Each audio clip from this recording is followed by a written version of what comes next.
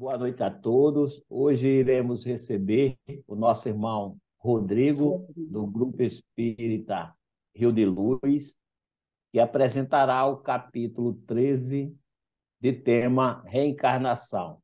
Boa noite, Rodrigo. Boa noite, Fernando. Muito obrigado. Obrigado a todos do Grupo Espírita Rio de Luz, a todos os amigos presentes. É, no, Quando a Helena me convidou, para mim foi uma sensação de revisitar esse estudo e esse capítulo que, para mim, tem um significado especial.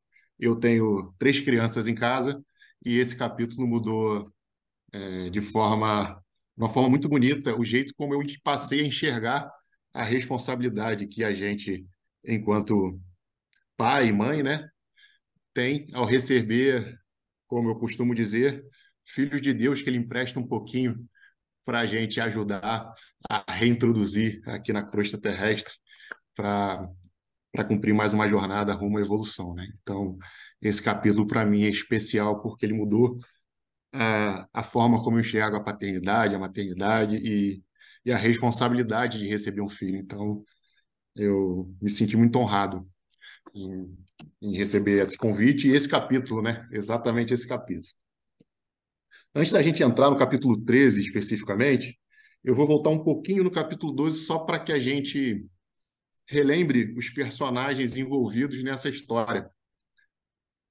No capítulo 12 lá, que trata das preparações de experiência, Herculano, que é um dos mentores espirituais da colônia, dos orientadores espirituais da colônia, onde André Luiz está cumprindo essa jornada de aprendizado dele, procura Alexandre, que é um outro orientador mais próximo de André Luiz, para pedir ajuda dele no processo de reencarnação de Segismundo. Segismundo era um amigo comum aos dois e estava enfrentando uma forte resistência por parte do Adelino, que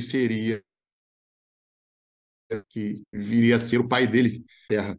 Então, os personagens dessa trama são o Segismundo, que está passando por esse processo de reencarnação, Adelino e Raquel. Adelino e Raquel já estão na crosta terrestre, reencarnados e casados, e já têm um filhinho de 3 anos. Na encarnação passada, eles viveram um triângulo amoroso em que o Segismundo foi o algoz de Adelino. Então, Segismundo assassinou Adelino por conta do amor de Raquel e os três caíram em desgraça. Então, Raquel foi parar no prostíbulo depois dessa terrível desgraça e Adelino desencarnou e Segismundo passou a carregar então essa chaga que ele teria que resolver aí em vidas futuras, né? Então, ser procurado por Herculano, Alexandre de pronto disse: é, como não ajudá-lo, meu amigo? Ambos lhe devemos significativos favores de outros tempos.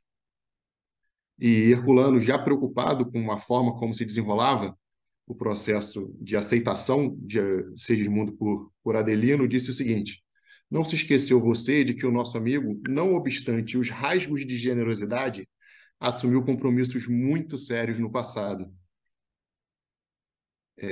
A gente vê que mesmo Segismundo, depois que desencarnou,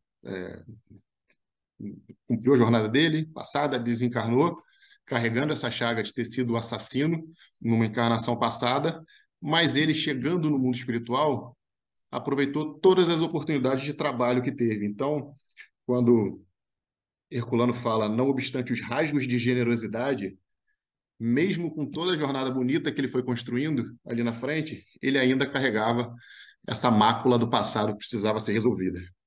E aí Alexandre diz para a gente: Segismundo, Adelino e Raquel são os protagonistas culminantes de dolorosa tragédia ocorrida ao tempo de minha última peregrinação pela crosta. Então, a gente deve passar por essa vida aqui sempre fazendo mais amigos do que inimigos, né? Porque lá na frente são eles que vão interceder a nosso favor, como tem sido o caso de Segismundo aqui. Então, entremos agora, de fato, no capítulo 13, e logo no início, André Luiz diz o seguinte: Desde os primeiros tempos de estudo no campo da medicina, fascinava-me as leis biogenéticas. Um espírito que a gente sabe que o espírito imortal carrega consigo tanto a sua bagagem moral quanto intelectual. Então, essa bagagem intelectual aí do André Luiz vai ajudar ele no entendimento dessa mais nova lição que ele está tá trilhando aí no mundo espiritual. Na sequência, diz o seguinte: Alexandre explicou-me, por excesso de gentileza, que noutro tempo recebera muitos favores dos personagens envolvidos naquele caso de reencarnação e que se sentia feliz pela oportunidade de lhe ser útil. Na sequência, conforme combinado, André, Luiz e Alexandre foram até o lar de Raquel e Adelino, onde o Herculano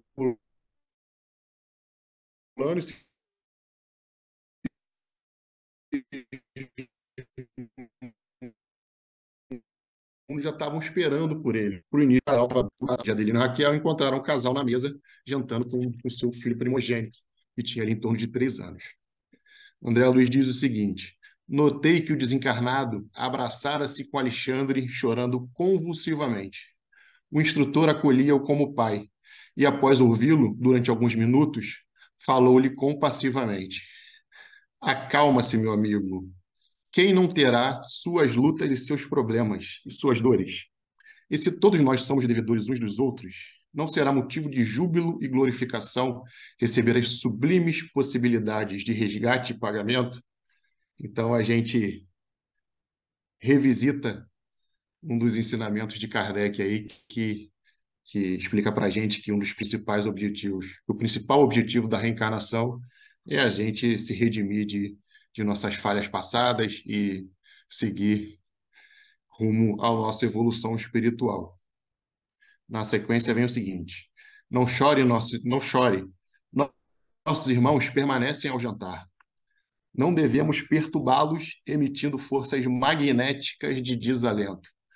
Então, sabedores que estamos todos inseridos nesse fluido cósmico universal, tanto nós encarnados quanto os nossos irmãos desencarnados, e que todo e qualquer pensamento e sentimento gera reflexo nesse fluido que estamos todos inseridos, Alexandre ali já demonstrava a preocupação dele em começar esse trabalho de cuidar do ambiente e criar as condições necessárias para que Segismundo desse sequência ao seu processo de reencarne, né?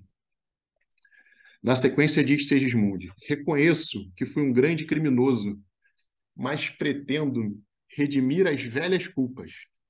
Adelino, porém, apesar das promessas na esfera espiritual, esqueceu, na recapitulação presente, o perdão aos meus antigos erros.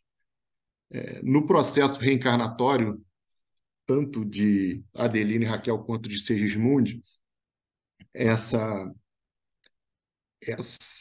o fato de Adelino e Raquel receberem o Segismundo como seu filho, para que ele pudesse viver essa jornada com eles e reaver os erros do passado, já tinha sido combinado.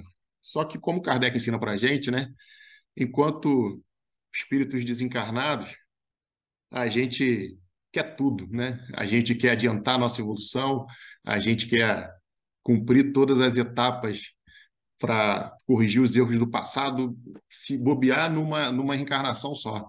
Só que quando a gente chega na carne, tudo muda, né? Quando a gente experimenta essa experiência de encarnado e a gente perde a sutileza, né, que o espírito desencarnado tem, a gente passa a enfrentar sérias dificuldades de cumprir as promessas feitas e de lidar com as provas que a gente mesmo pediu, né? A boa parte dos espíritos que reencarnam tem a possibilidade de participar do seu planejamento reencarnatório. A gente está lá, pede, recebe e chega aqui e não dá conta. Como tem sido o caso do Adelino, né, que está enfrentando dificuldade de dar sequência nas suas promessas. Alexandre, que ouvia enternecido, sorriu paternalmente e redarguiu: ora, Segismundo, por que envenenar o coração? Por que não desculpa você por sua vez? Não complique a própria situação, obrigando injustificável desânimo. Levante as energias, meu amigo. Coloque-se na situação do seu ex-adversário, vítima no outro tempo do seu ato impensado. Não encontraria, talvez, as mesmas dificuldades? Tenha calma e prudência. Não perca a bendita ocasião de tolerar alguma coisa desagradável ao seu sentimento, a fim de reparar o passado e atender às necessidades do presente. Vamos, equilibre-se.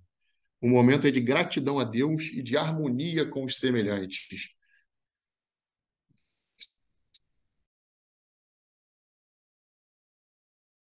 Sigismundo, que foi o algoz da estava ali para cumprir a reencarnação dele na condição de filho passados, também estava com dificuldade de entender o estado mental de Adelino e de ser paciente, de ter a serenidade necessária para que ele superasse aquela dificuldade que ele estava tendo. Adelino já estava na carne, sofrendo as vicissitudes que todos nós aqui estamos vivendo.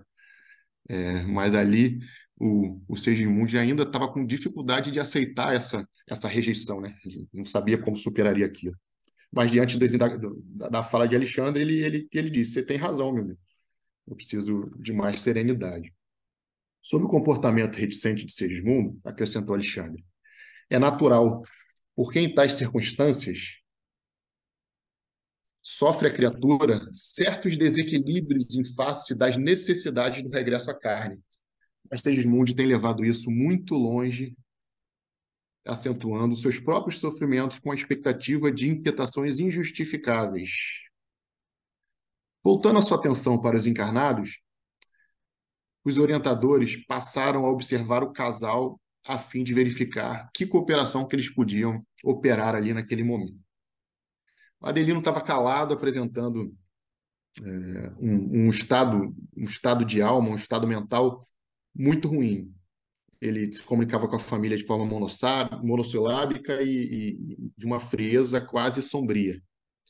E Alexandre falou o seguinte: em verdade, a condição espiritual de Adelino é das piores, porque o sublime amor do altar doméstico anda longe, quando os cônjuges perdem o gosto de conversar.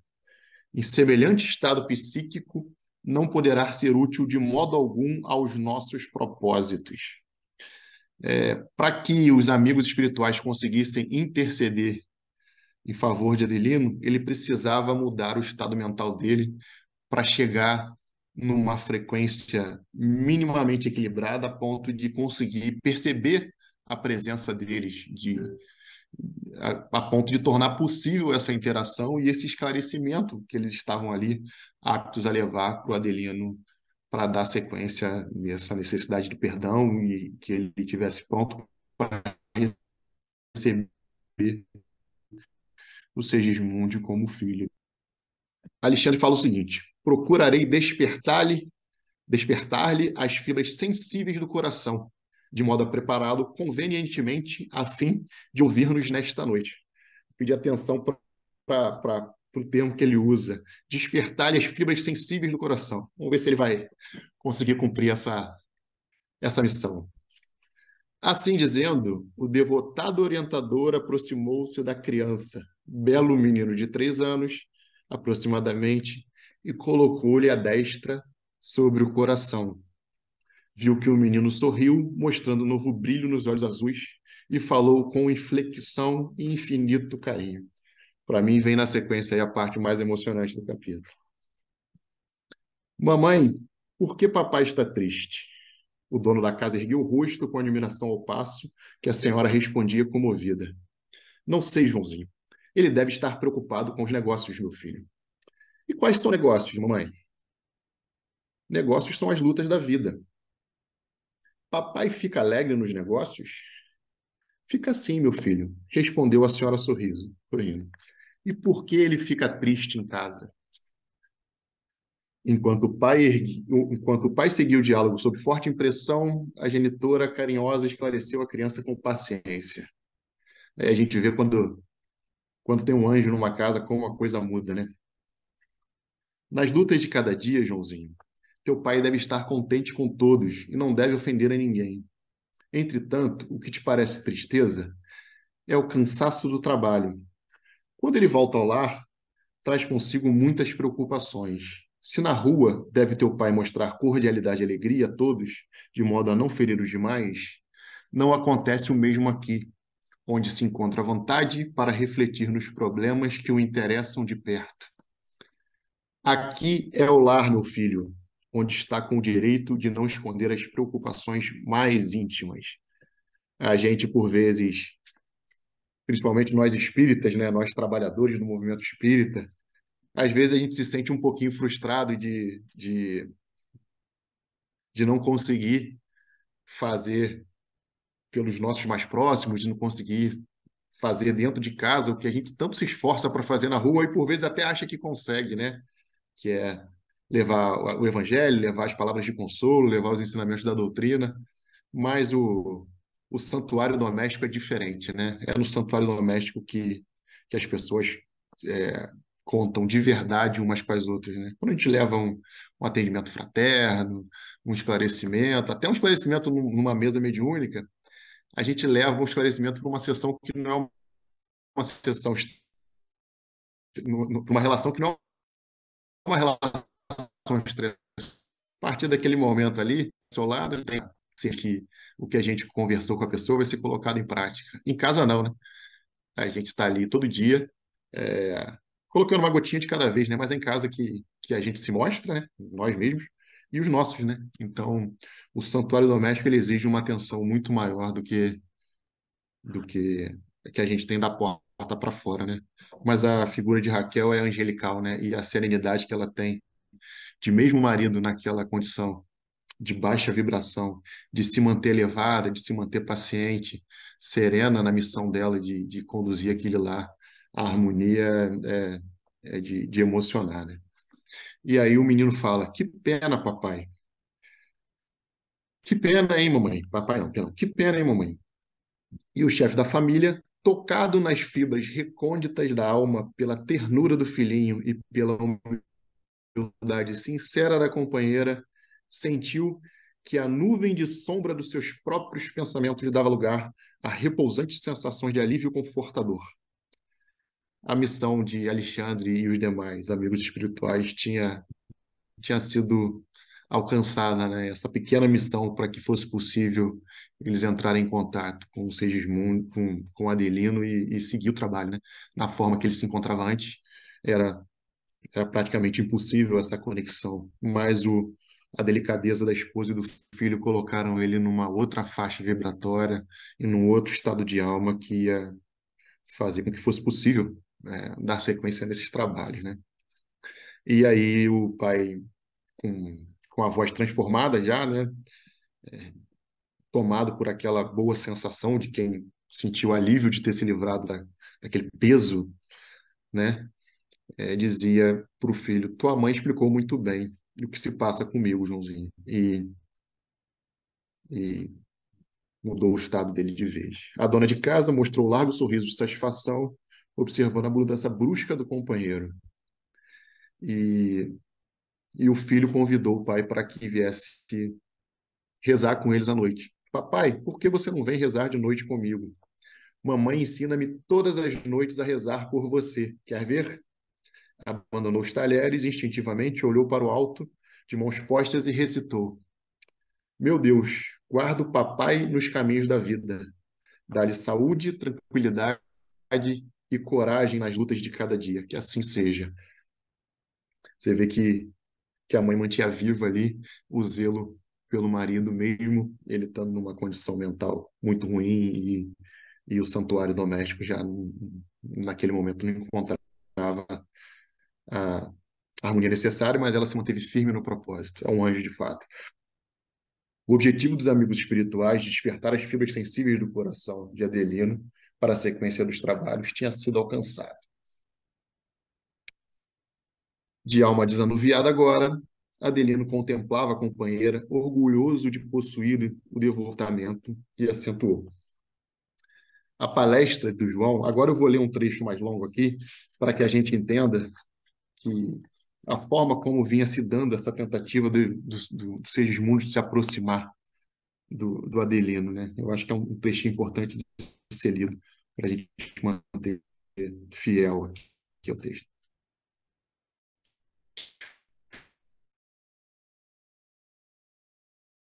A palestra do João fez enorme para o estado de alma. Há muitos dias minhas noites são agitadas, cheias de aflições e pesadelos. Tenho sonhado sistematicamente que alguém se aproxima de mim na qualidade de vigoroso inimigo. Por vezes, rendo graças a Deus ao despertar pela manhã, porque me sinto mais à vontade enfrentando as máscaras humanas que lutando a noite inteira em sonhos cruéis. Creio que deverias descansar um pouco, disse a companheira. Comovido ante a delicadeza da mulher, Adelino continuou. Tenho tido receio de mim mesmo. Tão logo me acomodo no leito, sinto instintivamente que uma sombra se aproxima de mim.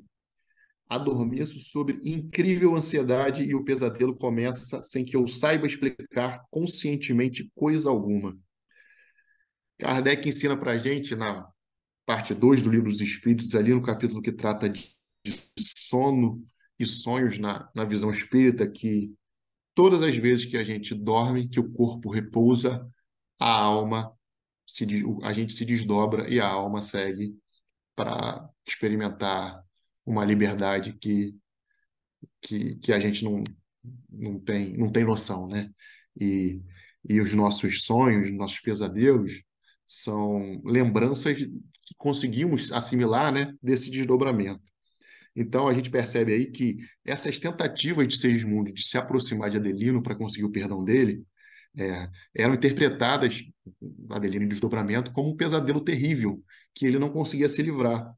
E o curioso é que essa sensação ruim, essa angústia dele, ela começava antes mesmo dele adormecer, porque o Sigismundo estava ali, na casa deles, tentando esse perdão, tentando dar sequência nesse processo de reencarne, e, e o Adelino sofria imediatamente, toda vez que essa tentativa de aproximação acontecia, ele já passava a sentir essas sensações ruins.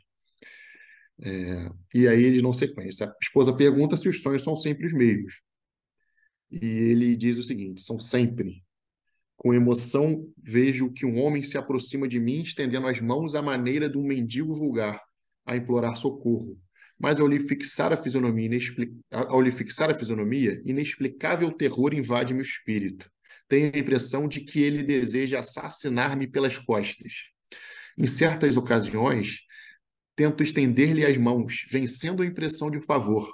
Entretanto, fujo sempre no misto de ódio e repugnância. Que pesadelos terríveis. Então, Kardec também diz para a gente que o esquecimento do passado é uma bênção. Então, Segismundo encontra, Adelino encontra Segismundo em desdobramento, né? Toda vez que ele adormece,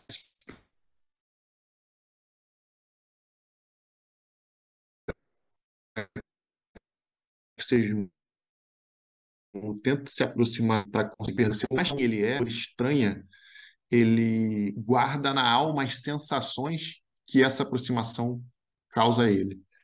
E, e não consegue lidar com isso. Então, esse esquecimento que Adelino tem de quem é a figura de Segismundo é uma providência divina. Se ele de fato reconhecesse ali o algoz de uma vida passada, era possível que isso fosse uma reaproximação muito mais difícil do que já está tendo, né? E na sequência, Adelino admite que está sob forte desequilíbrio, a esposa sugere para ele tratamento médico, mas ele, depois de algum momento de reflexão e longínquas recordações, diz o seguinte: talvez não precise recorrer a facultativos médicos. É possível que o nosso filhinho esteja com a razão. As lutas grosseiras do mundo impuseram-me o esquecimento da fé em Deus. Há quantos anos terei eu abandonado a oração? Então, aquele singelo detalhe de ter a excelente ideia de Alexandre de usar o pequeno filho como portador da mensagem,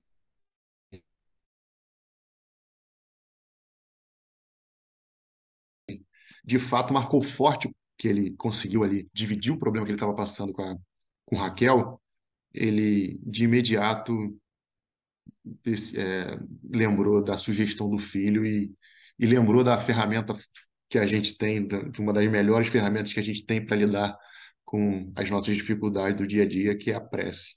Ele dizia também que quando menino, ele tinha sido educado na ciência da prece pela mãe, né? E tinha aprendido a se curvar às vontades do Altíssimo. Mas a correria do dia a dia e as emoções dos sentidos, os duelos com os maus, as experiências difíceis na concorrência do pão de cada dia tinham tirado dele a crença pura. E ele estava ali com uma imensa, sentindo uma imensa necessidade de recuperar esse contato com o divino e essa fé inabalável em Deus. E, na sequência, o pai se comprometeu que voltaria para o trabalho, mas viria cedo para rezar com eles. E a mãe disse: Hoje, Joãozinho, papai rezará conosco. Alexandre e os demais amigos espirituais mostravam-se felizes com o desenrolar do serviço. Nesse momento, André Luiz, o mais curioso dos espíritos, começa as suas perguntas, né? Ele é bom nisso. Por que tamanhos cuidados? Alexandre e outros benfeitores espirituais tão elevados quanto ele mesmo não poderiam organizar os nossos serviços atinentes à reencarnação de Segismundo? Não eram senhores de grande poder sobre todos os obstáculos? E aí Alexandre diz o seguinte: não devemos e nem podemos forçar a ninguém e precisamos das boas disposições de Adelino para o trabalho a fazer. Em seguida, passou a orientar Segismundo relativamente à conduta mental, aconselhando-o a preparar-se com todos os recursos ao seu alcance para o êxito na experiência próxima. Outros amigos espirituais das personagens daquele drama, entre duas esferas, também chegaram ao ninho doméstico, acentuando-se a alegria da camaradagem fraternal. A gente acha que quando desencarna só pode contar com pai, mãe e vó, né, que é uma meia dúzia de espíritos amigos, e esse relato de André Luiz diz para a gente que temos muitos, muitos, muitos amigos queridos nos cercando, né? Pouco tempo depois, Adelino retornou ao lar da família, experimentou um belo momento de convivência íntima e fraterna. Ao ser lembrado pela mãe que era hora de dormir, o pequeno Joãozinho lembrou da promessa do papai em orar junto. E o menino fala para o pai que antes das orações, a mãe dele tinha ensinado que era importante chamar os mensageiros de Deus para que eles nos assistam. Então, aquela casa estava bem guardada e bem cercada de amigos queridos, não era à toa, né? Essa lembrança era sempre feita pela mãe do pequeno na hora das orações dele. O pai ficou bem surpreso com isso e bem humorado, disse: chame por eles em nosso favor, Joãozinho. Na sequência, os três se recolheram ao quarto e Alexandre disse: estamos convidados a participar das suas mais íntimas orações. Então, já no quarto, a família toda, e na sequência, repetindo as palavras dele, né? E André Luiz narra o seguinte para a gente: notei que a esposa se achava rodeada de intenso. Aí disse Alexandre: agora, meus amigos, façamos o nosso serviço de oração cooperadora. Precisamos conversar seriamente com Adelino relativamente à sua situação.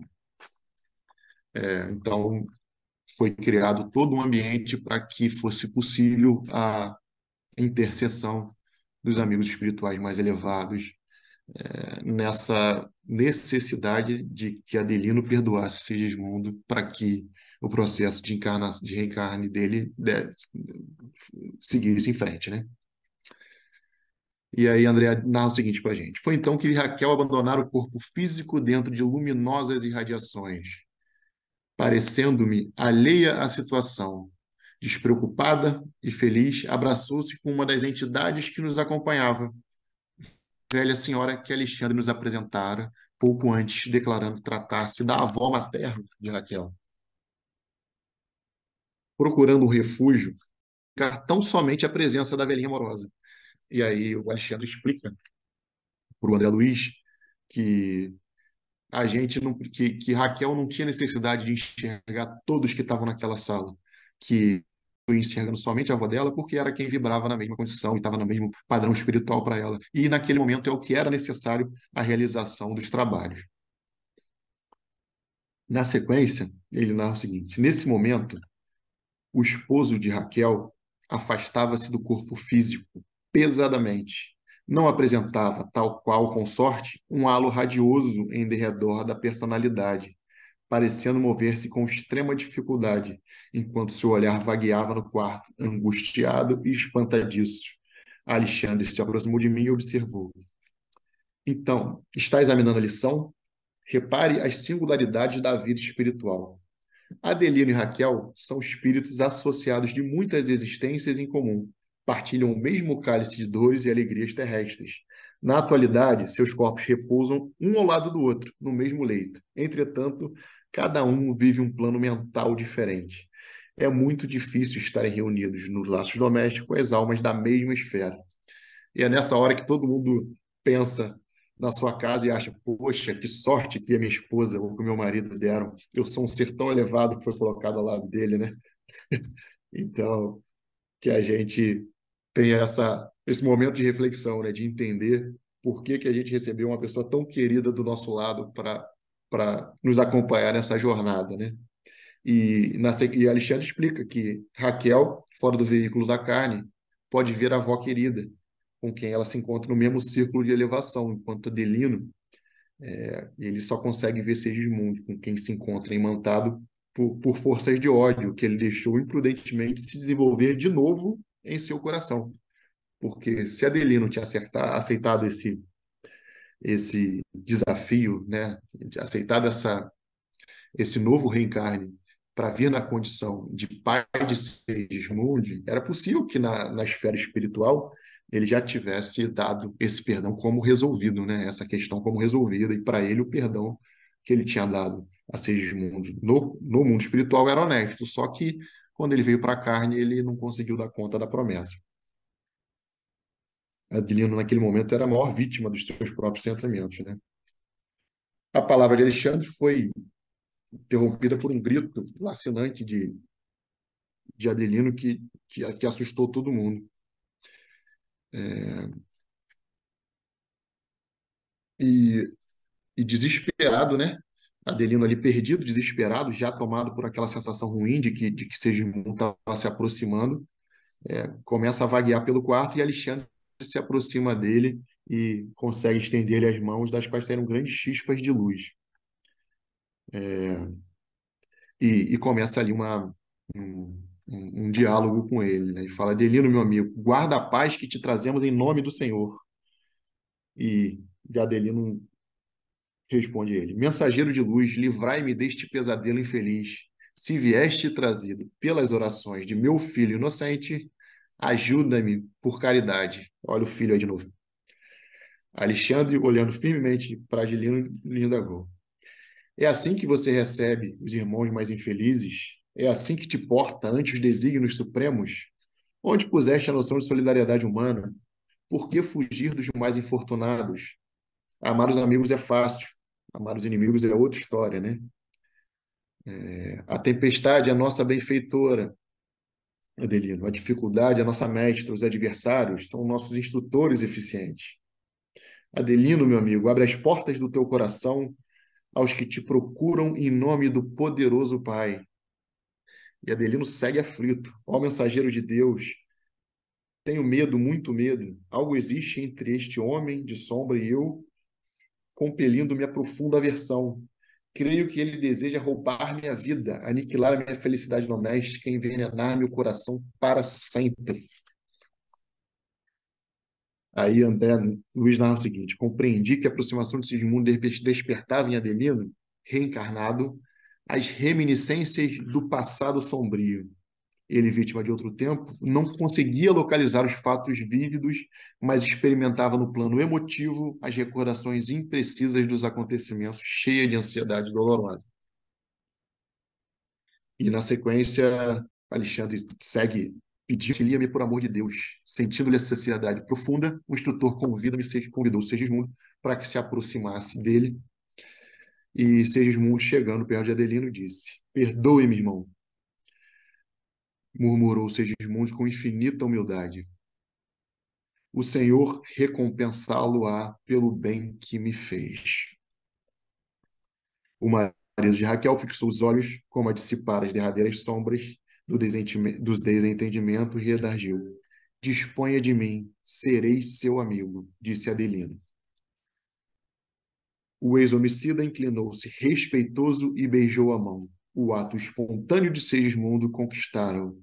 não podia ser mau aquele espírito angustiado e triste que lhe osculava as mãos com veneração e carinho. Foi então que vi um fenômeno singular.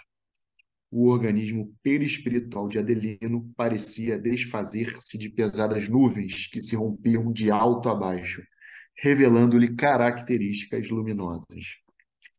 Ali nessa condição, tanto o pedido de desculpas de Segismundo quanto o perdão de Adelino foram realmente sinceros, né? Porque dentro da coloração mental. Então, ao despertar ali, Raquel e Adelino iam ficar com a sensação de que a gente tem quando desdobra que tudo não passou de um sonho, dentro do que seria possível eles relembrarem ali, dadas as limitações do espírito enquanto encarnado, né? E aí Alexandre diz aos amigos: com o auxílio de Jesus, a tarefa foi executada com êxito. Creio que na próxima semana poderá se iniciar o seu serviço definitivo de reencarnação. Acompanhá-los com carinho, Segismundo. Não receio coisa alguma. Esse sucesso empreendido ali nessa etapa do trabalho, os mentores espirituais ali dessa jornada ainda se apresentavam apreensivos. Então, Alexandre fala para Herculano ver que as provas de resgate legítimo inclinam a alma encarnada a situações periclitantes e difíceis de recapitulação das experiências. Todavia, não obriga a novas quedas espirituais, quando dispomos de verdadeira boa vontade no trabalho de elevação. Os bons amigos. Mas o André Luiz seguia torturado pela curiosidade, né? Normal nos livros de André Luiz, com a real necessidade de todo aquele trabalho. Ele não se conformava do trabalho que o reencarne de Segismundo estava dando para os amigos espirituais, né? E aí o Alexandre traz um esclarecimento para a gente que é fantástico. Ele fala que cada homem, como cada espírito, é um mundo por si mesmo, e cada mente é como um céu. Da mente humana originam as forças equilibrantes e restauradoras para os trilhões de células do organismo físico, mas quando perturbada, emite raios magnéticos de alto poder destrutivo para as comunidades celulares que a servem. O pensamento envenenado de Adelino destruía a variedade, intoxicando a cromatina dentro da própria bolsa seminal. Então, o ódio de Adelino por Segismundo fazia dele, naquele momento, estéril. Então, a fecundação não seria possível enquanto o perdão não acontece. E ele explica que, como o reencarne de Segismundo é um trabalho ativo de redenção, eles não podem dispensar esse concurso amoroso e fraterno.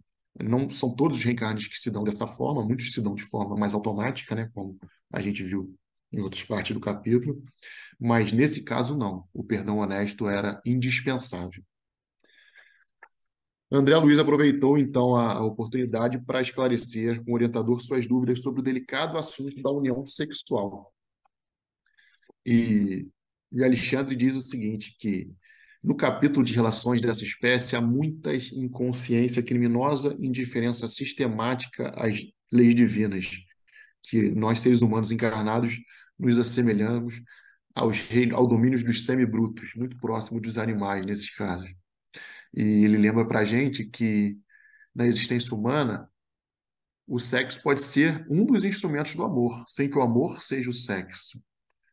Por isso mesmo, os homens e mulheres cuja alma se vai libertando do cativeiro da forma física escapam gradativamente do império absoluto das sensações carnais.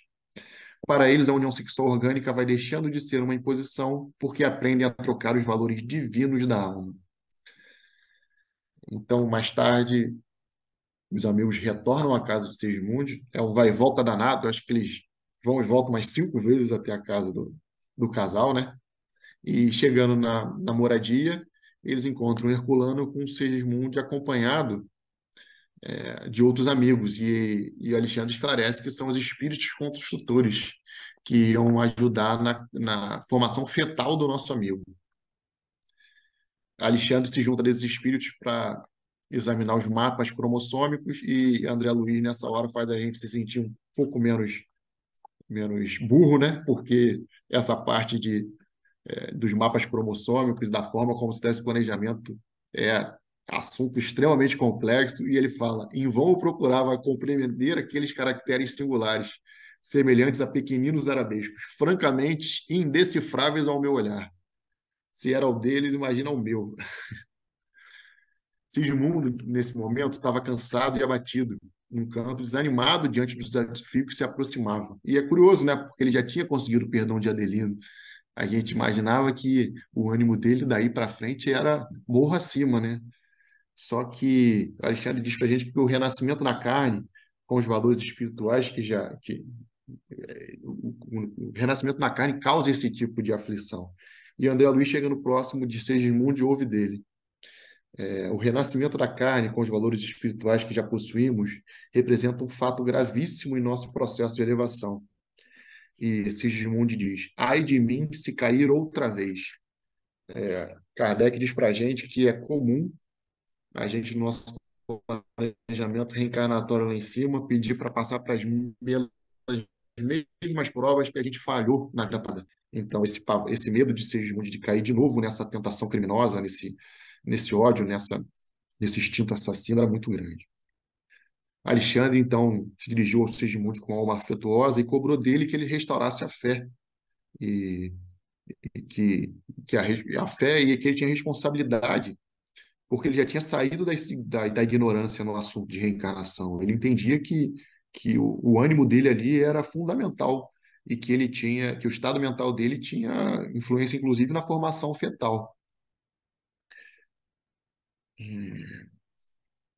Na sequência, os amigos espirituais deixaram a casa. No fim da noite, André seguia ansioso para saber em que momento eles iam retornar ao lar dos amigos e, e ele estava preocupado com a intimidade do casal. Ele falou: "Pô, mas amanhã é a noite do reencarne, da religação. A gente vai estar lá na hora em que isso acontecer, nós vamos invadir a intimidade do casal, vamos estar dentro do quarto do casal nesse momento." E aí Alexandre esclarece ele da seguinte forma: André, não é necessária a nossa presença no ato de união celular. Semelhantes momentos do tálamo conjugal são sublimes e invioláveis no lares em bases retas. Você sabe que a fecundação do óvulo materno somente se verifica algumas horas após a união genesíaca. E aí, com André Luiz segue indagando o Alexandre, ele pergunta se nas relações, se de acordo com o parecer dele, todas as uniões sexuais são invioláveis. E aí o Alexandre explica que não, que ele se referiu a lares em bases retas, que os amigos que decidem levar uma vida sexual de forma a juntar mais baixas testemunhas espirituais em torno de si, não experimentam essa mesma proteção. E aí André Luiz vai indo atrás de entender as coisas a fundo, pergunta que condição, por exemplo, é a da esposa fiel e devotada ante um marido desleal e aventureiro no campo sexual. Permanecerá a mulher nobre e santa à mercê de criminosas testemunhas que o homem escolheu? E aí Alexandre responde que não. Ele disse veementemente que o mal não pode perturbar o que é genuíno. Rodrigo, você fechou seu áudio, meu querido. Perdão. Então, essa parte, ó meu Deus, exclamei André Luiz quando o trabalho esperado do concurso das almas corajosas. Quanta ignorância a ser vencida. Vocês chegaram a ouvir até aqui? Vou seguir daqui, então. Então, por volta das 22 horas, eles retornaram à casa de Raquel e Adelino e percebiam que Segismundo estava vagueante ali, aflito. E Alexandre explicou que era um momento em que ele ia perdendo contato com os veículos que consolidou ali na esfera espiritual, para que o perispírito dele pudesse retomar a plasticidade necessária para o andamento do reencarne. E, e diz que Segismundo seguia angustiado, mas grato e ciente, porque entendia que era necessário cumprir esse reencarne para resgatar a falha passada. Por mais que ele houvesse empreendido na colônia espiritual valiosa obra de socorro, ele estava enfrentando dificuldade de dar os próximos passos. Ele dizia que insistiu tanto para a obtenção desse retorno à crosta terrestre, porque ele estava tendo dificuldade de conduzir os outros à plena conversão espiritual, dado que ele mesmo ainda tinha dívidas a pagar com, com os amigos do passado, né? Então, sem concluir essa etapa, ele não se sentia confortável para seguir nos trabalhos. Então, Alexandre, mais uma vez, chama Sigismund à responsabilidade, com afetuosa autoridade, mas deixando claro que ele precisava mudar o estado mental dele, fortalecer a fé, que, que a forma como ele estava lidando com aquilo, aquele estado mental de insegurança diante da nova jornada, podia trazer graves consequências ao desenvolvimento fetal, implicando, inclusive, na morte prematura do seu novo aparelho. No Livro dos Espíritos, a gente encontra essa explicação para uma das causas dos abortos espontâneos, né? Que alguns espíritos é, não conseguem dar sequência a esse processo de reencarne e diante da prova eles recuam. E aí, por conta disso, muitas vezes se dá o aborto espontâneo, né? Os espíritos construtores, André Luiz diz então que chegou a hora de deles seguirem darem sequência ao processo de adaptação do perispírito de Segismundo para a reconexão, né? Com para a conexão com o corpo físico que ele ia receber. Os espíritos construtores começam então o trabalho de magnetização do corpo perispirítico de Segismundo. E André Luiz diz o seguinte: devo dizer que alguma coisa da forma de Segismundo estava sendo eliminada. Diz Alexandre a ele: lembre-se, Segismundo, da organização fetal, faça-se pequenino, imagine sua necessidade de se tornar a ser criança para aprender a ser homem. A operação não foi curta nem simples. Identificava o esforço geral para que efetuasse a redução necessária. Por fim, com grande assombro, André Luiz verificou que a forma de Sigismundo passou a ser a de uma criança. E a gente para pensar que aqui ainda não aconteceu a fecundação, sabe? André Luiz, na sequência, pergunta se todo esse auxílio ele se daria também num lar de deboche carnal. E aí o Alexandre responde que o diamante, mesmo perdido em lodo, ele seguia sendo diamante, que a paternidade e a maternidade são sempre divinos, mas que não se pode negar que, por vezes, as escolhas dos envolvidos comprometem o melhor esforço. Então, era chegada a hora de concluir o trabalho de religação de Segismundo com o seu novo corpo físico.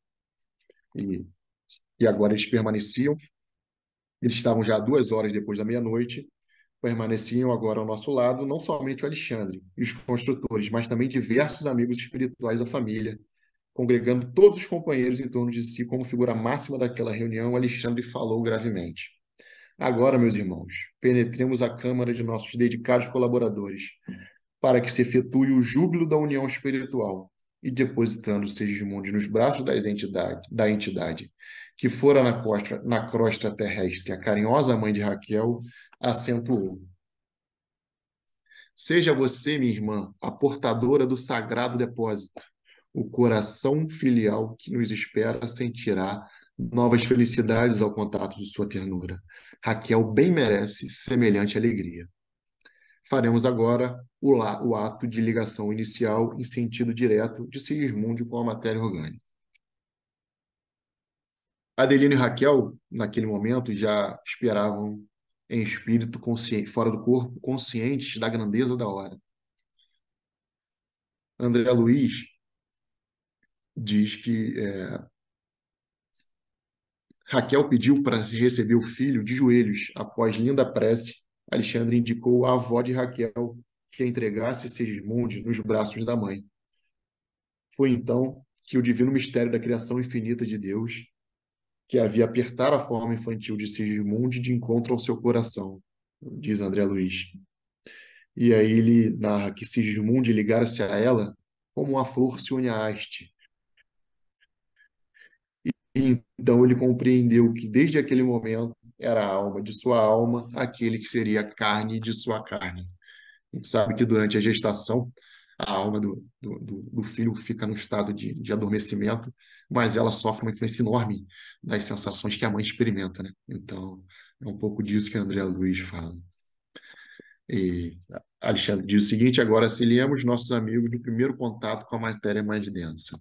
Ali, a partir dali, Alexandre chega num ponto de detalhe que ele passa a acompanhar o processo de fecundação através de uma espécie de microscópio, a ponto de influenciar o sexo do bebê e o espermatozoide que seria o eleito a atingir o óvulo. E a partir desse momento ele magnetiza esse espermatozoide escolhido para que ele ganhe essa corrida, né? Até para que tudo aconteça da forma como está planejado ali. Em seguida, o Alexandre ajustou a forma reduzida de Segismundo, que se interpenetrava com o organismo perispirítico de Raquel sobre aquele microscópico globo de luz impregnado de vida, e observei que essa vida latente começou a movimentar-se. Depois de prolongada aplicação magnética, que era secundada pelos esforços dos espíritos construtores, Alexandre aproximou-se de mim e falou: está terminada a operação inicial de ligação. Que Deus nos proteja. Então, irmãos, essa, essa incrível jornada, né, que a gente, do lado de cá, só ganha conhecimento e entendimento depois que se aprofunda um pouquinho mais na doutrina espírita, traz para a gente uma responsabilidade diferente, né? Está no Evangelho lá que muito será cobrado a quem muito foi dado. Então, que a gente aproveite esses ensinamentos e esse exemplo prático que André Luiz traz para a gente de tudo que Kardec já tinha nos ensinado lá nas obras básicas, e a gente encara essa jornada de receber um filho aqui na Terra e de receber, na verdade, qualquer irmão que nos cerque, que se coloque ao nosso caminho, com um olhar mais complacente, né? Com um olhar mais misericordioso, imaginando que aquele espírito pode ter passado por coisas que a gente nem imagina e que a gente certamente, num passado não muito longínquo, talvez tenha cometido erros muito maiores dos que os erros dos que a gente condena hoje, né? Então, que essa belíssima lição faça da gente mais misericordioso e mais capaz de perdoar e de deixar o nosso ódio de lado e de nutrir em nossos corações somente bons sentimentos, né? Para que a gente esteja sempre bem cercado. Muitíssimo obrigado por essa oportunidade. Desculpe a aceleração, o capítulo era enorme e eu fui cortando algumas coisas, mas foi doído tirar cada pedacinho e cada frase dessa, dessa lição linda. Obrigado, Helena. Obrigado, Fernando. Nós que agradecemos, Rodrigo, pelo seu tempo, pelo seu estudo. E que você continue conosco nessas quinta-feiras de estudo.